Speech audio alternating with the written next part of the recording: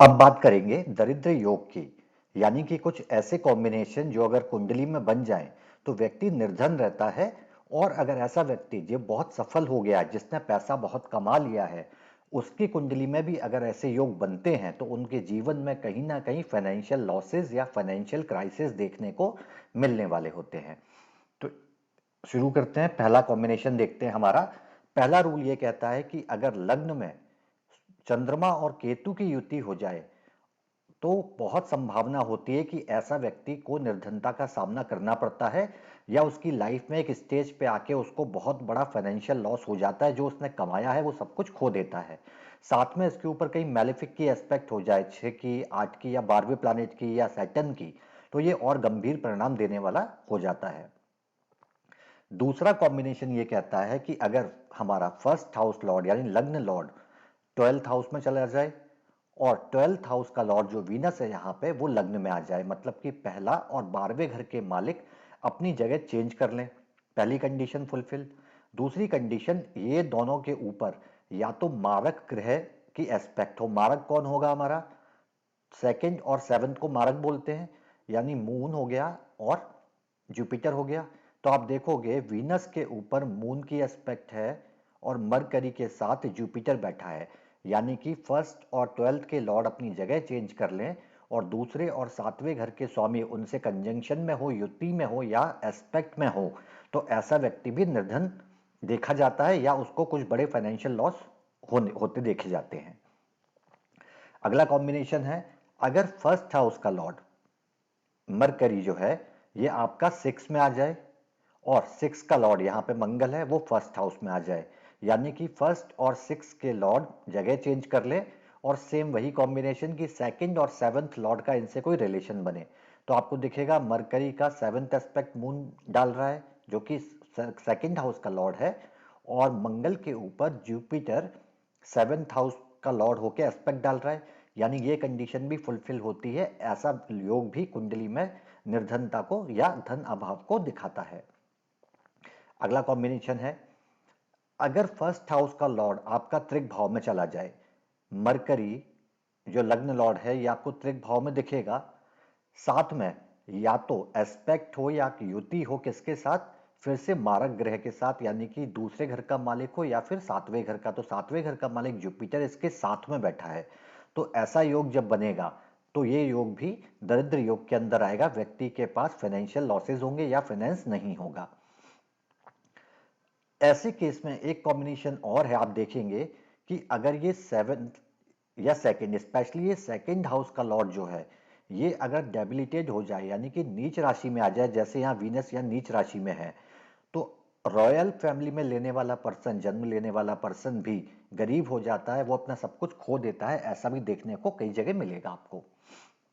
चलिए, अगला कॉम्बिनेशन बोलता है, अगर लग्न का लॉर्ड यानी कि यहाँ पे जुपिटर है त्रिक भाव के स्वामी के साथ बैठा हो, यानी 6, 8, 12, तो आप देखेंगे जुपिटर यहाँ पे मून के साथ बैठा है जो कि अष्टम घर का मालिक है।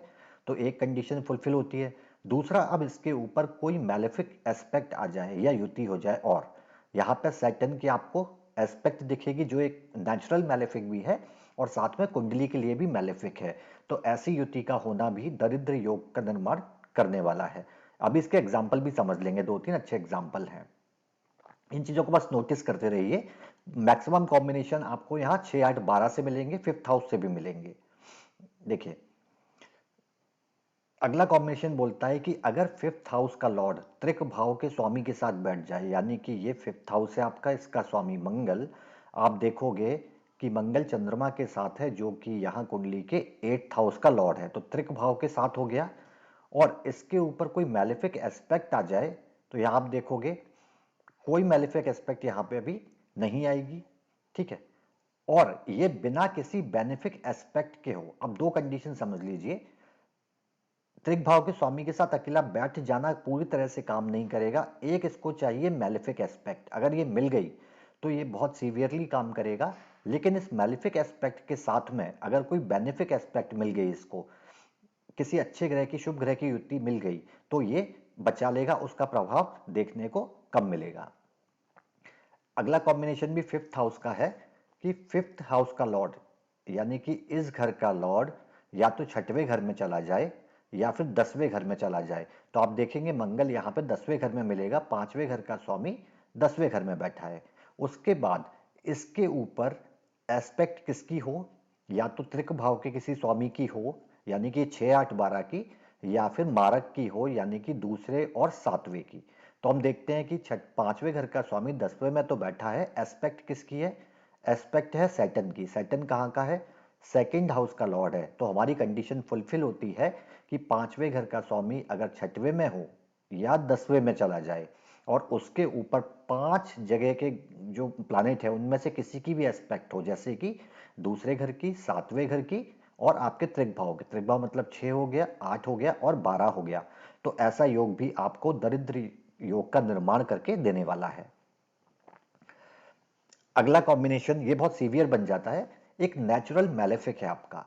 मान लीजिए शनि आपका नेचुरल मैलेफिक है, वो लग्न में आके बैठा है, लेकिन इसकी कंडीशन क्या है कि इसको 9वें और 10वें घर का मालिक नहीं होना चाहिए। तो देखो पहले सैटर्न क्या 9वें घर का मालिक है, नहीं है।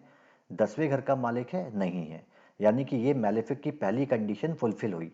अब इसके साथ में या तो इसके ऊपर एस्पेक्ट हो या फिर युति हो किसी मारक की। मारक मतलब या तो ये ग्रह हो या यहाँ का ग्रह हो। तो आप देखोगे सूर्य इसके साथ में बैठा है और इस केस में शनि खुद मारक ग्रह का स्वामी होकर बैठा है। तो लग्न में शनि सूर्य की युति हो जाए, उस केस में जब सैटर्न यहाँ 9th और 10th का लॉर्ड नहीं है, उस केस में भी ये दरिद्र योग को बनाता है। अब एक एग्जाम्पल देखते हैं। भारत भूषण जी का नाम सबने सुना होगा, है ना। बॉलीवुड में बड़ा नाम रह चुके हैं, टाइम हो गया उनका, शोहरत वगैरह सब कमाई उन्होंने, लेकिन उनको अपनी लाइफ में बहुत बड़े फाइनेंशियल क्राइसिस का सामना करना पड़ा। बहुत लास्ट में आके बहुत बिना फाइनेंस का जीवन जीना पड़ा। अब अगर आप देखोगे यहाँ पे 10th हाउस का लॉर्ड उच्च राशि में बैठा है, लग्न चार्ट की मैं बात करें, ठीक है। वीनस अपनी राशि में बैठा है, मरकरी अपनी राशि में बैठा है, 3 प्लैनेट बहुत अच्छी पोजीशन में बैठे हैं। तो इस चार्ट को कहीं देख के आपको लगता है कि कोई ऐसा योग बनेगा इस कुंडली में? ना तो लग्न लॉर्ड आपका जो जुपिटर है वो किसी त्रिक भाव में बैठा है, ठीक है, ना 5th हाउस का लॉर्ड जो है आपका वो 6 में बैठा है, ना वो 10th में बैठा है।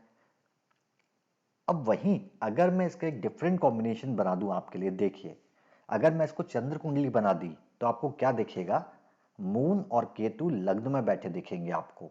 दूसरा लग्नेश आपको 6th हाउस में बैठा हुआ मिल जाएगा। लेकिन ये चंद्र ऐसे कॉम्बिनेशन तो कई कुंडली में बनेंगे जहां मून और केतु होंगे साथ में, लेकिन वो चंद्र कुंडली के हिसाब से हो रहे होंगे। तो इसके लिए हम क्या करते हैं, हमने नवमांश पढ़ा है कि भाई स्ट्रेंथ चेक कर लेते हैं।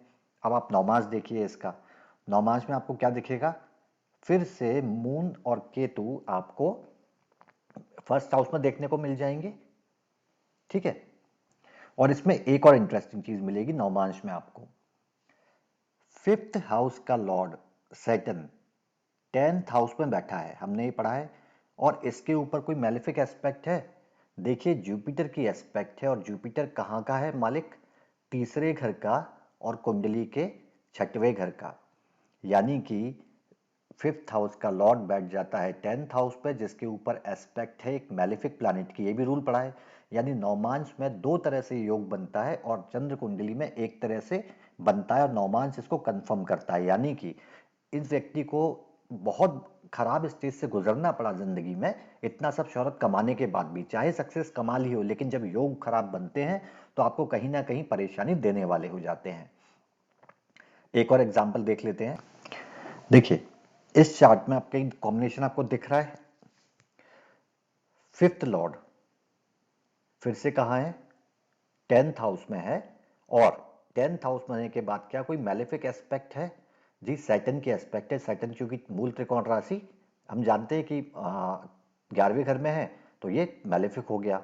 यहाँ पे मैलेफिक एस्पेक्ट यहाँ पे बना के आपको दे रहा है। यानी कि फिर से इस व्यक्ति के जीवन में कहीं ना कहीं फाइनेंशियल लॉस आने वाले हैं। और ये जो चार्ट है ये है मिस्टर ए के हंगल, ये भी आप जानते हैं बॉलीवुड के बहुत बड़े नाम रहे हैं, लेकिन इनकी भी स्थिति बाद में बहुत खराब हुई, बहुत बड़े फाइनेंशियल लॉसेस का सामना करने पड़ा। अब कुछ ऐसे एग्जाम्पल लेते हैं जिनके आपने बहुत इजीली नाम सुने होंगे या जानते हैं अच्छी तरीके से। इस चार्ट में देखिए लग्न लॉर्ड वीनस कहाँ है, वीनस आपको कुंडली के 8वें घर में बैठा दिखाई देगा। 8th हाउस में वीनस।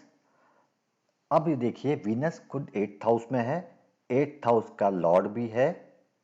एक और चीज देखिएगा कि वीनस के साथ क्या 6, 8, 12 का कोई ग्रह बैठा है? नहीं बैठा। क्या दूसरे और सातवें का कोई मालिक बैठा है? जी हाँ, दूसरे और सातवें का एक ही लॉर्ड है, मंगल, जो यहाँ सामने खुद बैठा है। ऐसा योग भी क्या बनाएगा?